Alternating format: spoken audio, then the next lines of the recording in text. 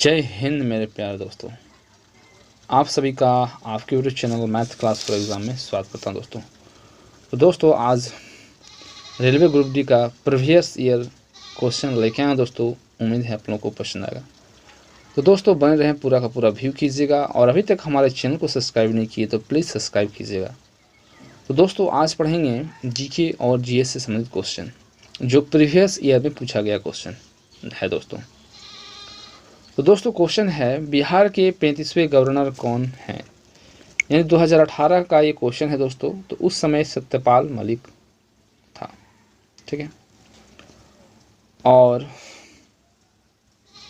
कुछ महत्वपूर्ण पॉइंट दोस्तों, भारतीय संविधान के अनुच्छेद 153 से अनुच्छेद 152 के तहत राज्यपाल की नियुक्ति, उसकी शक्तियां, राज्यपाल के कार्यालय से संबंधित हर चीज़ों पर चर्चा की गई है।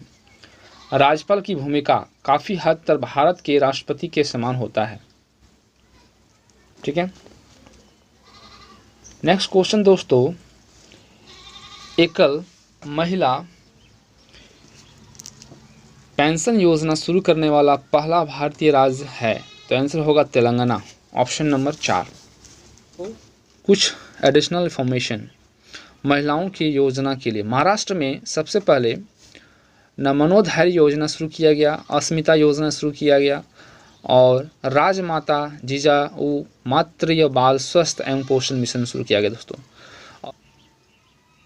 और गौरव नारी नीति, महिला गौरव, लैंगिक समानता, बालिका समृद्धि योजना, बालिका विकास, किशोर शक्ति योजना, किशोरी शक्ति योजना, किशोर शक्ति और जागरूकता। एंड दिल्ली में दोस्तों बेटी बचाओ बेटी पढ़ाओ योजना, वन स्टॉप सेंटर योजना, महिला हेल्पलाइन योजना, कामकाजी महिलाओं आवास योजना और उज्ज्वला योजना। यह क्वेश्चन बांदोड़कर गोल्ड ट्रॉफी डैश खेल से संबंधित है? तो फुटबॉल से संबंधित क्वेश्चन है दोस्तों। की पॉइंट्स दोस्तों, बदोदकर गोल्ड ट्रॉफी फुटबॉल के खेल से जुड़ी हुई है। बदोदकर गोल्ड कप कई किलो वजन से शुद्ध सोने से बना होता है। ट्रॉफी की स्थापना 1970 ईस्वी में तत्कालीन मुख्यमंत्री स्वर्गीय स्वादानंद बंदोदकर ने की थी।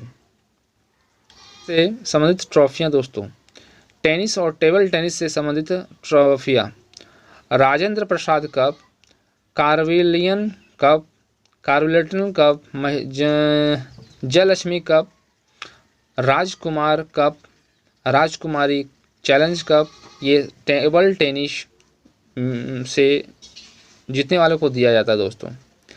एंड गोल्फ में भारत के amateur championship IGU and Stafford एडी Vikas trophy, mid day amateur trophy इत्यादि है दोस्तों। नेक्स्ट क्वेश्चन दोस्तों, न एल्कीन असंतृप्त हाइड्रोकार्बन जिसमें दो कार्बन परमाणु के बीच एकल दोहरा आबंध होता है डैश का एक समान सूत्र होता है दोस्तों।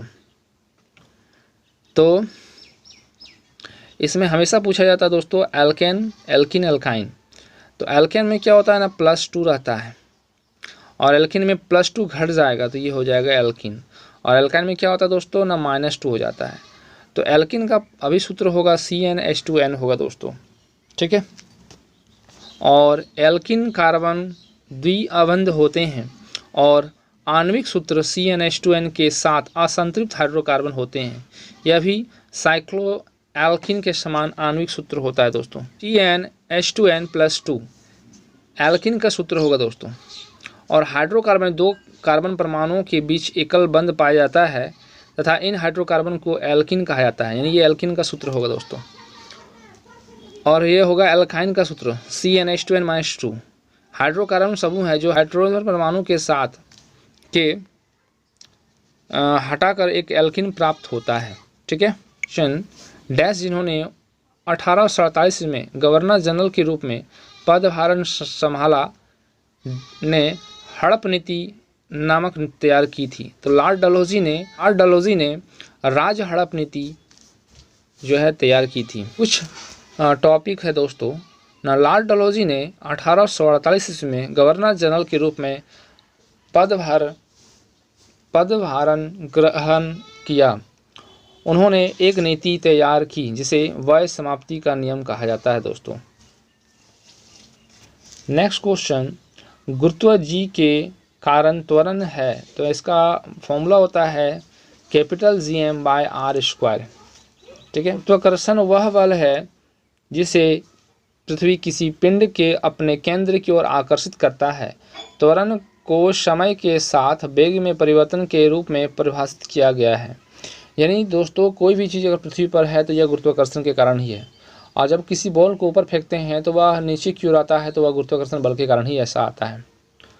त्वरण एक सदिश राशि है जिसमें उस आवृत्ति के रूप में वर्णित किया जाता है जिस पर शरीर का वेग बदलता है। एसआई का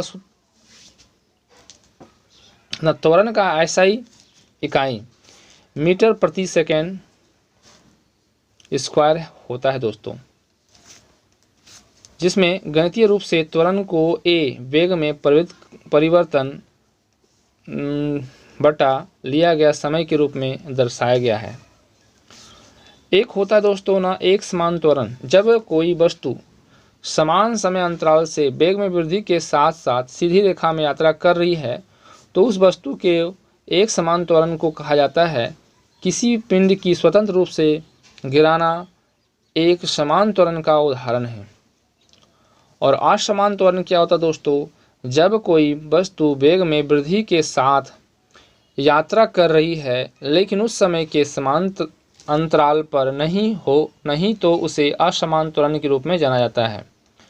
बस स्टॉप से बस की चालना या जाना असमान त्वरण के उदाहरण हैं। ताक्षणिक त्वरण क्या होता है दोस्तों, न किसी वस्तु पर किसी भी क्षण त्वरित ताक्षणिक त्वरण कहलाता है। नीले की भित्ति आलिंद की भित्ति से डैश होती है तो मोटी होती है दोस्तों। निम्न में से किसमें 25 डिग्री सी पर ध्वनि का वेग अधिकतम होता है, तो एल्यूमिनियम का होता है दोस्तों। नेक्स्ट न्यूमेरिकल्स है दोस्तों, यदि एक इलेक्ट्रॉनिक हीटर के टर्मिनल के विभवांतर 60 वोल्ट होता है जब उस स्रोत में 4 ए धारा प्राप्त करता है, यदि विभवांतर बढ़कर 150 वोल्ट हो जाता है तो हीटर द्वारा प्राप्त धारा क्या होगी दोस्तों। तो इसका फॉर्मूला याद रखिएगा दोस्तों कि विभवांतर का V का मान 60 दिया हुआ था और I का मान 4 दिया हुआ है 4, तो प्रतिरोध का होता है V/I, यानी ओम का नियम से ये फॉर्मूला लगा सकते हैं। तो 60 को 4 से भागा देंगे तो 15 ओम आएगा। अब इसमें धारा पूछा गया, 15 150 कर दिया गया तो धारा पूछा गया, तो वोल्ट तुम्हारा हो गया 150 और 15 से भागा देंगे तो 10 आ जाएगा एम्पियर, और इसका आंसर होगा 10 एम्पियर, ऑप्शन नंबर 3। ठीक है, इसमें भी न्यूमेरिकल दिया हुआ दोस्तों, न भूमि में 6 मीटर की ऊंचाई पर 60 ऊंचाई पर स्थित 10 kg द्रव्यमान की एक वस्तु की ऊर्जा की गणना करें। दिया गया है जी का मान 9.8 मीटर पर सेकेंड स्क्वायर। तो इसका फॉर्मूला याद रखिएगा दोस्तों कि स्थिति ऊर्जा mgh, तो m का मान 10 दिया हुआ है, g का मान 9.8 और h का मान दिया हुआ दोस्तों 6। तो 6 से पहले इसको गुना करेंगे तो यहाँ बट्टा में 10 होगा तो 10 कट जाएगा, m ये हो गया g और h दोनों को मल्टीपल करेंगे। देख सकते हैं दोस्तों यहाँ बट्टा में अगर 10 करते हैं तो 10 कट जाएगा, और अब 98 हो गया, 98 को 6 से गुना करेंगे तो 588 होगा, और इसका ऑप्शन नंबर 2 होगा। ठीक है, तो इस प्रकार से आप न्यूमेरिकल भी निकाल सकते हैं। ठीक है, इसमें सब डिस्कस किया हुआ दोस्तों। ठीक है, तो बस ध्यान देना है और सॉल्यूशन करना है। ठीक है, स्थिति ऊर्जा क्या होता है, और इस तरह का एग्ज़ाम में दोस्तों एग्ज़ाम में क्वेश्चन रहता ही रहता है। ठीक है, और जितना भी क्वेश्चन रहता है दोस्तों सब सिलेक्ट रहता है और एग्ज़ाम की दृष्टि से बहुत ही महत्वपूर्ण रहता है दोस्तों, तो बन रहे। तो दोस्तों क्वेश्चन नेक्स्ट टॉपिक है वो, यह वह ऊर्जा है जो किसी पिंड के पास उसकी स्थिति के आधार पर होती है। पृथ्वी के गुरुत्वाकर्षण क्षेत्र में किसी पिंड का P=mgh है। m द्रव्यमान और g का गुरुत्वाकर्षण के कारण त्वरण और h का मान पृथ्वी की सतह से पिंड की ऊंचाई। ठीक है, जब कोई पिंड नीचे की ओर गिर रहा होता है तो स्थिति ऊर्जा गति ऊर्जा में बदल जाती है। नेक्स्ट क्वेश्चन दोस्तों, निम्नलिखित में से कौन स्थिति ऊर्जा के उदाहरण है। तो इसमें सभी आंसर जो होगा, जैसे घर की छत पर रखी एक ईंट, तो ये ईंट क्या है, रखा गया है तो मतलब स्थिर है, तो इसलिए स्थिति ऊर्जा होगा। एक घड़ी की स्प्रिंग जब घूमती है तो घड़ी जहाँ फिक्स होता है तो वो स्थिर होता है, इसलिए उसमें भी स्थिति ऊर्जा होगा। संपीड़ित स्प्रिंग में भी स्थिति ऊर्जा होता है। जाल आबद्ध प्रणाली के तहत ऊंचे जलाशय में संग्रहित पानी, इसमें भी स्थिति ऊर्जा होता है दोस्तों, ठीक है। तो स्थिति ऊर्जा के डेफिनेशन क्या है? स्थिति ऊर्जा संचित ऊर्जा जो किसी तंत्र के विभिन्न भागों की अपेक्षा स्थिति पर निर्भर करता है, उसे हम स्थिति ऊर्जा कहते हैं। बसंत से अधिक संभावित ऊर्जा होती है जब इसे संकुचित या फैला जाता है, ठीक है। नेक्स्ट पॉइंट है दोस्तों कि एक स्टील की गेंद में पृथ्वी पर गिरने के बाद की तुलना में अधिक स्थिति ऊर्जा जमीन से ऊपर उठती है।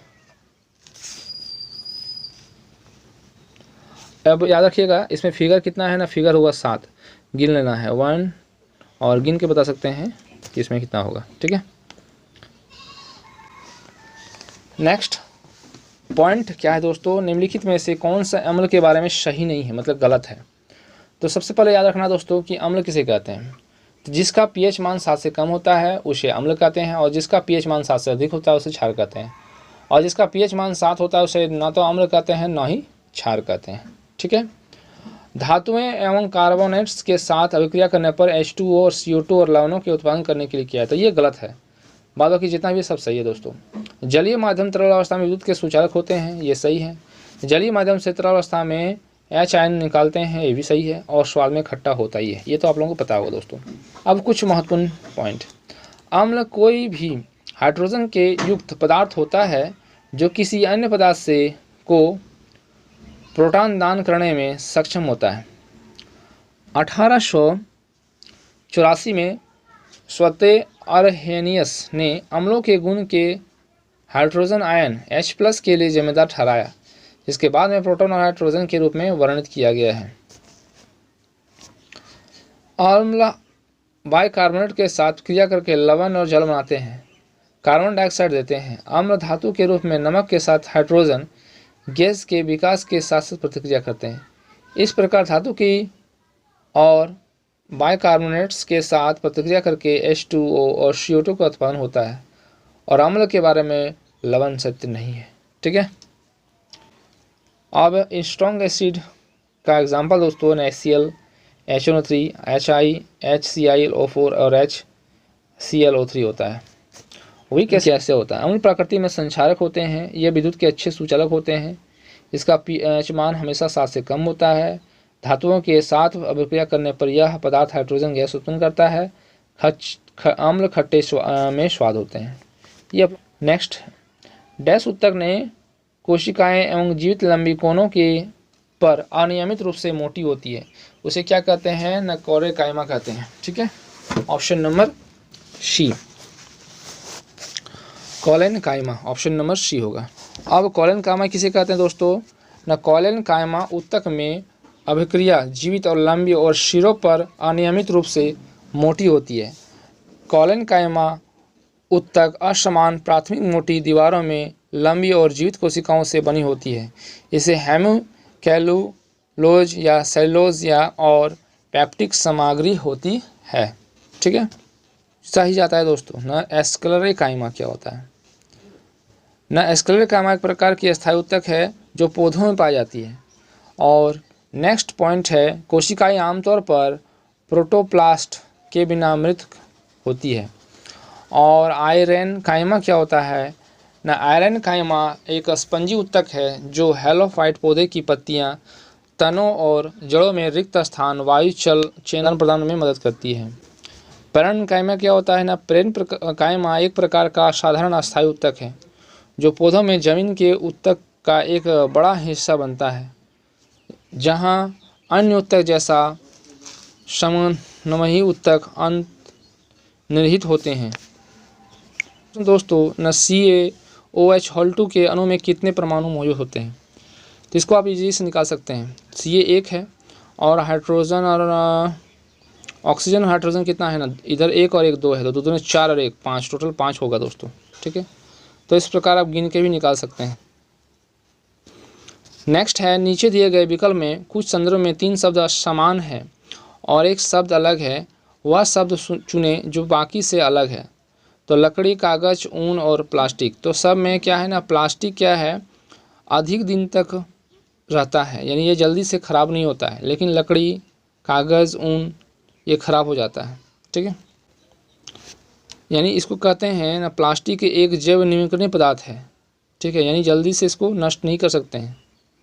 लकड़ी यह जैव नवीकरणीय पदार्थ होता है, यह एक जैव नवीकरणीय पदार्थ होता है। ऊन भी जैव नवीकरणीय पदार्थ होता है। ठीक है, नेक्स्ट है पू जोरमथंगा कौन से राजनीतिक दल को नेतृत्व करते थे? तो आंसर होगा मिजो नेशनल फ्रंट दोस्तों। ठीक है, झूले पर बैठे लड़के की गति होती है, आवर्ती गति होता है दोस्तों। डैश भारत के महाराष्ट्र राज्य में स्थित एक धार्मिक शहर है, तो आंसर होगा दोस्तों ना शिरडी साईं बाबा। शिरडी भारत के महाराष्ट्र राज्य में स्थित एक धार्मिक शहर है। शिरडी 19वीं शताब्दी के दिवंगत संत श्री साईं बाबा के घर के रूप में प्रसिद्ध है। साईं बाबा 16 वर्ष की उम्र में शिरडी गए और 1918 में उसकी मृत्यु तक वहीं रहे। शिरडी ने स्थित श्री साईं बाबा संस्था ट्रस्ट सबसे अमीर मंदिर संगठनों में से एक है। शिरडी की औसत साक्षरता दर 70% है और औसत 59.5% से अधिक है।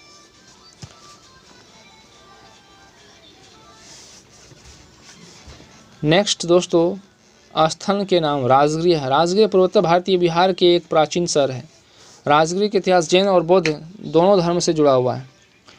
2500 साल पुरानी विशाल दीवार राजगीर शहर में स्थित है। नेक्स्ट टॉपिक है दोस्तों ना सोमनाथ। माना जाता है कि राज्य के पश्चिम छोर पर सोमनाथ मंदिर का वह स्थान जहां भारत में 12 पवित्र ज्योतिर्लिंग में से एक पहला उभरा था। मंदिर कपिला, हिरण और सरस्वती नदियों की अरब सागर की लहरों से मिलने पर स्थित है। प्राचीन मंदिर का समय रेखा पता 649 ईस्वी में पूर्व से लगाया जा सकता है, लेकिन माना जाता है कि यह उससे भी पुराना यानी 1951 के वर्तमान समय के रूप में पुनर्निर्मित किया गया था। कुशीनार भारत के उत्तर प्रदेश राज्य के कुशीनगर जिले में स्थित है। यह एक महत्वपूर्ण बौद्ध तीर्थ स्थल है, जहाँ पर बौद्धों का मानना है कि बौद्ध धर्म ने अपनी मृत्यु के बाद महापरिनिर्वाण प्राप्त किया था और यह एक अंतरीय बौद्ध तीर्थ स्थल है दोस्तों। नेक्स्ट है दोस्तों निम्न में से किस वर्ग में प्राणियों में शुल्कों की कमी और त्वचा में संश्लेषण गति होती है? तो आंसर होगा उभयचर दोस्तों, ऑप्शन नंबर 3। उभयचर शीत रक्त वाले कैसुरकी हैं और कैसुरकी के रीढ़ की हड्डी होती है, जिसके पास तराजू नहीं होते हैं। वह अपने जीवन के कुछ हिस्से जल के और कुछ भाग जमीन पर रखते हैं। वह जानवर जो गलफड़ों के साथ पैदा होता है, तब जब वह वयस्क हो जाते हैं तो उसे कुछ उन्हें बढ़ा देते हैं और अन्य उन्हें अपने पूरे जीवन के लिए बनाए रखते हैं। अब किसे कहते हैं? सरीसृप, जैसे कि आमतौर पर परिभाषित किया गया है कि सरीसृप वर्ग के जानवर हैं जो पैरापाइलेटिक समूह जिसे सिनेनसिप्स और एप्स को छोड़कर सभी एमनियोट्स शामिल हैं। सरीसृप हवा में सांस लेने वाले ठंडे खून वाले कैसुरकी होते हैं और जिन बालों या पंखों के बजाय टेढ़े मेढ़े शरीर में दिखते हैं।